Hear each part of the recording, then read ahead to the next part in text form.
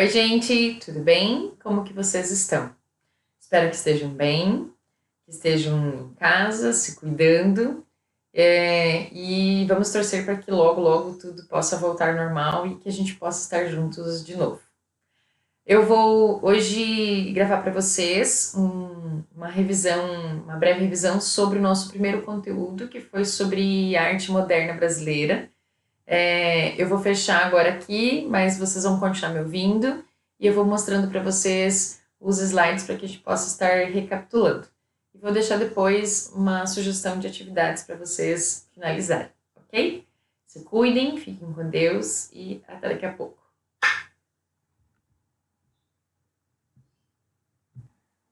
Bom, gente, nós temos um fato, né, um acontecimento muito importante que mudou toda a história, todo o rumo da nossa arte no Brasil, né? Mudou para melhor, claro, com certeza. E que foi a Semana de Arte Moderna no Brasil, aconteceu em 1922. Mas antes disso, a gente falou um pouquinho em sala, né, daquele contexto, do momento em que a missão artística francesa vem para o Brasil, que aqui se instala a arte clássica, enfim, aquela arte engessada, em que os artistas tinham que seguir uma série de regras, né, que a gente chama de uma arte tradicional. E aí surge na Europa, né, vários movimentos artísticos durante a Segunda Guerra Mundial, entre as guerras também, vários movimentos artísticos que a gente chama de vanguardas artísticas. Essas vanguardas artísticas influenciaram diretamente os artistas do Brasil, que foram artistas que iam para a Europa viajar, né, artistas que recebiam algum tipo de premiação pelo bom trabalho desenvolvido aqui no nosso país, iam para a Europa, estudavam e eram influenciados por esses movimentos artísticos. Bom, depois, quando eles retornaram ao Brasil, quando chegavam, né, de volta para o Brasil dessas viagens de estudos, eles davam de cara com aquela arte tradicional, aquela arte clássica que ainda estava aqui no nosso país, né? Dentro de tudo isso, nós temos um artista que fez uma exposição aqui no Brasil, em 1913, que é o Lazar Segal. Lembra, ele foi o primeiro artista a fazer uma exposição de arte moderna aqui no nosso país. A exposição dele até que foi, digamos assim, bem vista, aceita pela sociedade, né? Lembra que nós falamos que esse quadro tem características do cubismo, do fauvismo, que é o uso das cores as cores mais de uma forma mais exagerada, as linhas também do cubismo, as linhas mais retas, algumas mais arredondadas, enfim. Aí Lazar Segal faz essa exposição em 1913 e tudo bem, tudo certo. E aí chega 1917, a nossa querida Anita Malfatti, que faz uma outra exposição, que até então também estava tudo certo, as pessoas tinham achado estranho, mas ninguém havia feito nenhum tipo de comentário. Ela até vendeu todos os seus quadros. Porém, no dia seguinte, Monteiro Lobato, que era um crítico de arte, faz uma crítica bem severa, né, à Anita Malfatti, dizendo que o que ela tinha feito não era arte, coisa nenhuma, era loucura, né, que não poderia ser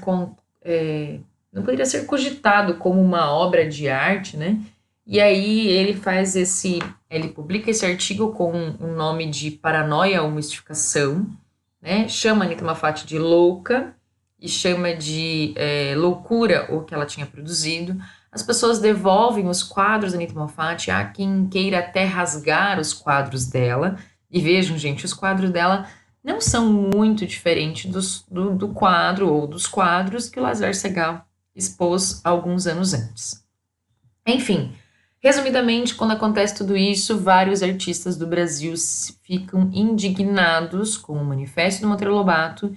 E aí começa um burbúrio, né, uma manifestação entre esses artistas em se juntar a Anita Malfatti, né, e refletir sobre a nossa arte no Brasil. Né? Eles fazem aquela indagação, peraí, o que está errado? Será que é a nossa arte que está tão errada? Ou será que Monteiro Lobato, que ainda é muito conservador, não só ele, mas ele representava uma grande parcela da sociedade no Brasil, né, com a crítica dele.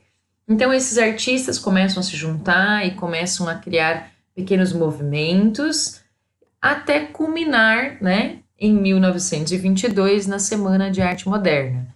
Essa semana, gente, de arte moderna, ela foi patrocinada por mecenas, né? Pessoas que tinham poder aquisitivo, né? E patrocinavam a arte.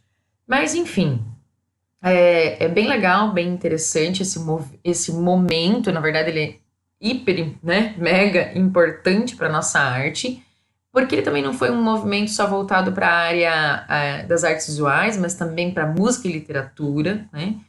Ele foi influenciado pelas ideias do modernismo, então esse grupo que se organiza, a ideia dele é uma ideia de renovação e valorização da cultura nacional, da nossa cultura, né, brasileira, uma arte com identidade brasileira. Essa exposição ela tem artes plásticas, concertos, leitura de livros, enfim, de poemas também, e música, né, na Semana de Arte Moderna.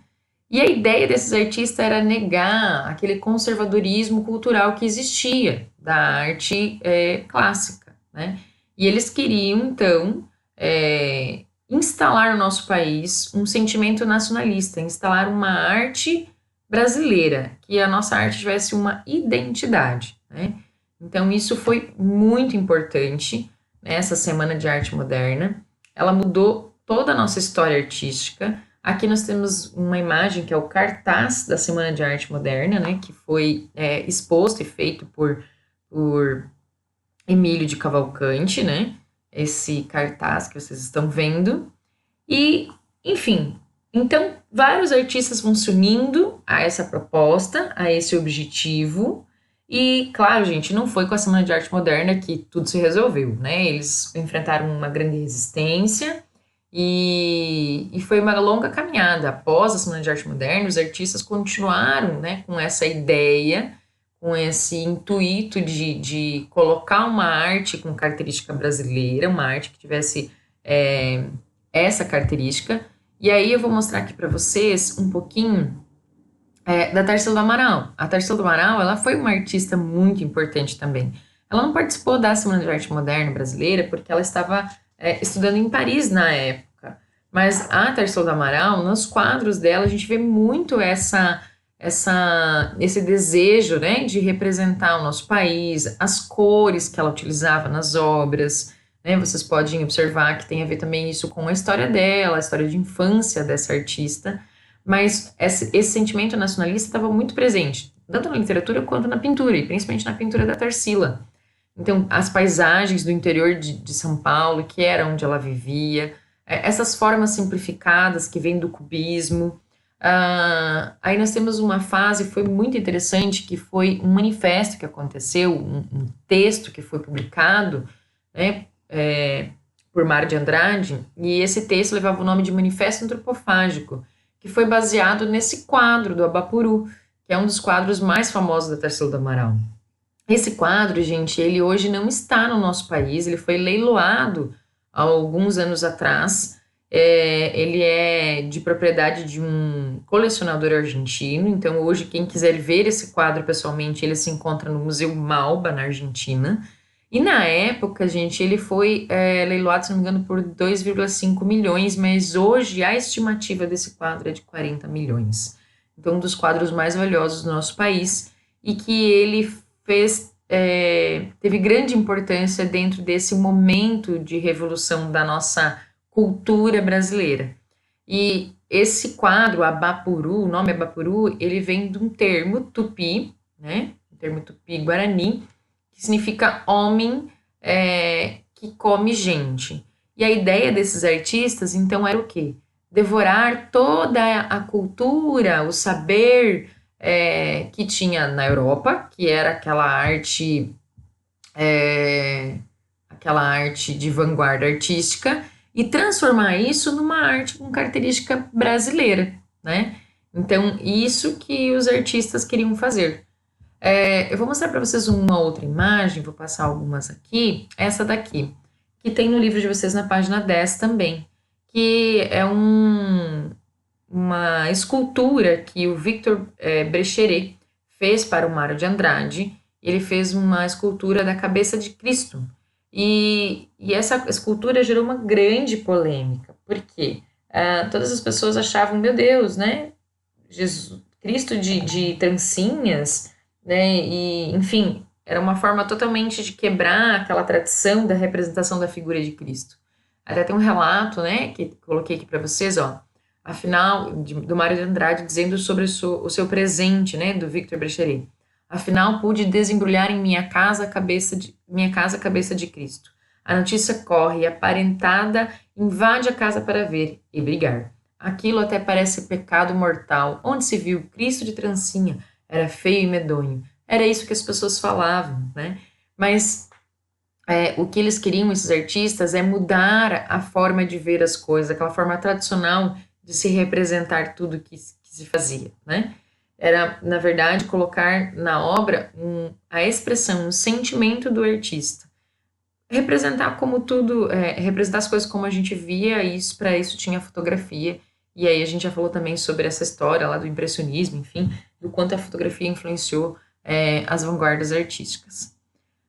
Galera, rapidamente, resumidamente, a gente viu aquelas primeiras aulas aqui, eu resumi para vocês, tá lá no livro de vocês, retomem leitura, por favor. Vou deixar também um vídeo aqui bem legal, indicando para vocês assistirem sobre a Tarsila do Amaral, bem interessante, bem gostoso de ser assistido. E vou deixar alguns exercícios para vocês fazerem também.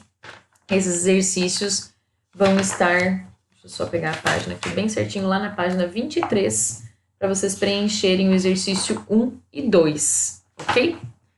Fiquem com Deus, se cuidem e até daqui a pouquinho. Beijo, gente!